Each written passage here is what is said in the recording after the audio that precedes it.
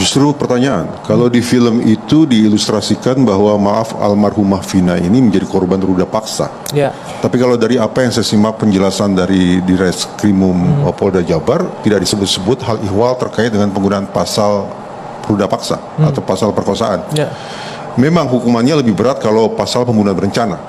Tapi maksud saya adalah seandainya ada pasal terkait perkosaan, maka pasalnya semakin berlapis, maka boleh jadi hakim akan semakin yakin, semakin mantap untuk tidak menjatuhkan hukuman seumur hidup terhadap para terdakwa.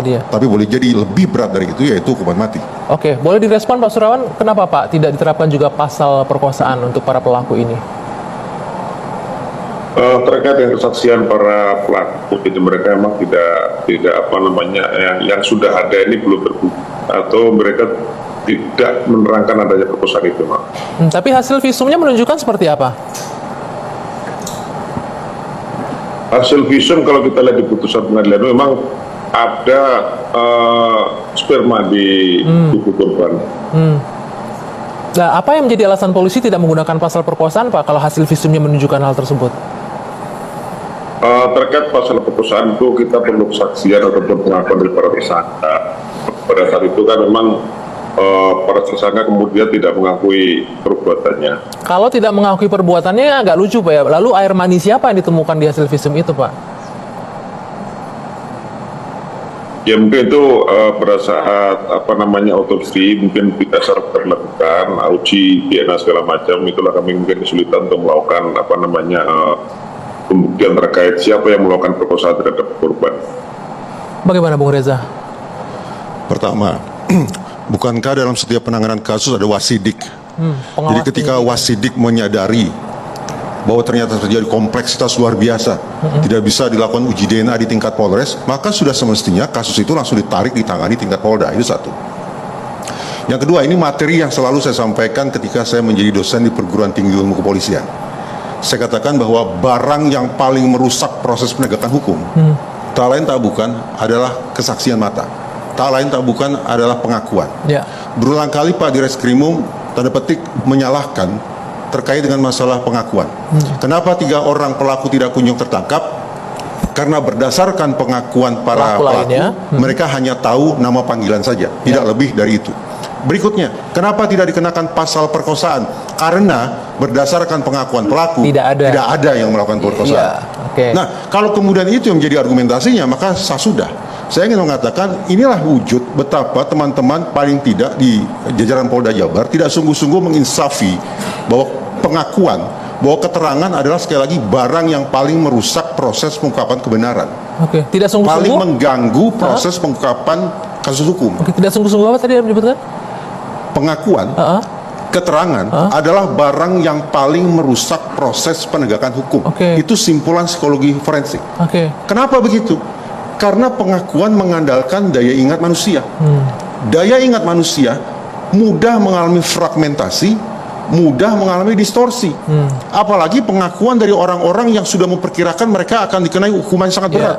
Mereka akan berkelit ke sana, mereka akan berkelit ke situ. Karena itulah alih-alih mengandalkan pengakuan, semestinya dilakukan apa yang teman-teman di kepolisian banggakan sebagai pendekatan pengungkapan kasus berbasis saintifik. Uji DNA dan seterusnya. Nah, bagaimana tadi dengan temuannya ada air mani di situ disebutkan? Tadi saya katakan, kalau memang terkendala untuk melakukan pembuktian secara saintifik terkait dengan jejak-jejak bukti perkosaan, ya sudah wasidik semestinya langsung rekomendasikan limpahkan ke tingkat Polda Jabar. Kalau Polda Jabar pun tidak sanggup, yang semestinya sanggup, limpahkan ke Bareskrim Mabes Polri. Pak Surawan, kapan kasus ini dilimpahkan dari Polres Cirebon kemudian naik ke Polda Jabar? Jadi mungkin untuk penanganan lebih lanjut saja Mbak, barangkali begini ya. Sekarang kita fokus terhadap pencarian ke 3 tersangka dulu. Baru nanti kita sambil pelajari, karena juga mungkin saya juga baru pelajari baru-baru ini. Nanti kita akan bedah kasusnya secara rinci, apa yang terjadi pada saat itu, sehingga kita juga bisa mempelajari. Artinya sekarang kita fokus dulu untuk mencari ketiga tersangka ini yang masih belum tertangkap ini.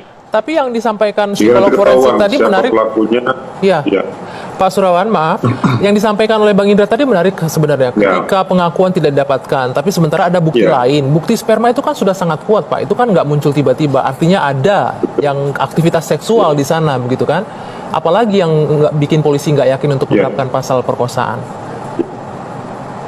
Nanti kita belajar di berkas apakah di dalam pada saat otopsi itu memang diuji DNA-nya sperma yang ada di tubuh korban atau tidak. Sehingga kita bisa menentukan bahwa sperma itu identik dengan DNA si A atau si B. Memang kita kan juga bukan pengakuan semata, kesaksian juga penting. Artinya tidak ada saksi yang menerangkan juga kita kesulitan. Pada saat itu Dari 8 tahun bukti, lalu tidak dilakukan, Pak, pengujian atau tes itu. Nah, kami belum cek lagi apakah pada saat itu dilakukan uji DNA terhadap sperma yang memang ada di tubuh korban. Kalau memang ada indikasi perkosaan, itu yang belum kami lebih jauh. Pertanyaan saya, ketika visum kan ditemukan adanya otopsi ditemukan ada sperma di situ. Pada saat itu polisi tidak ada terpikir inisiatif untuk ngecek ini punya siapa ini dites pada tahun 2016 itu. Ya itu nanti kami cek. Karena kita juga baru pelajari kasus ini, belum lama kita pelajari, nanti kita pelajari banyak. Sekarang kita fokus dulu untuk mencari ketiga tersangka yang belum tertangkap. Oke. Sehingga nanti bisa kita terbuka keterangan-keterangan para tersangka, atau karena saksi kita juga minim dari luar, kesaksian hanya dari mereka sendiri. Jadi di antara mereka yang berikan kesaksian. Ya.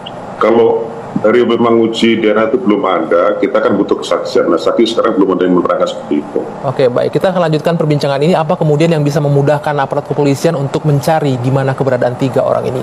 Usai jeda. Tetaplah di Dua Sisi. Kita lanjutkan kembali perbincangan di Dua Sisi. Saya akan langsung ke Pak Jogi Nainggolan, pengacara dari para terdakwa, 5 orang terdakwa. Pak Jogi, Anda mewakili kuasa hukum dari 5 orang terdakwa.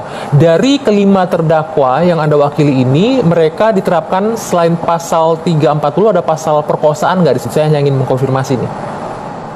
Tidak ada. Tidak ada. Ketika di persidangan Anda tentunya mendampingi ya Pak Jogi ya? Betul. Ada keterangan dari pelaku nggak menyebutkan bahwa ada di antara mereka yang melakukan perkosaan? Justru mereka, para klien Sakam ini tidak mengenal daripada korban kedua-duanya. Dari 5 yang Anda wakili? Ya, termasuk yang 3 orang lagi yang sudah divonis. Alasannya nggak mengenal gimana? Mereka ada di lokasi atau tidak?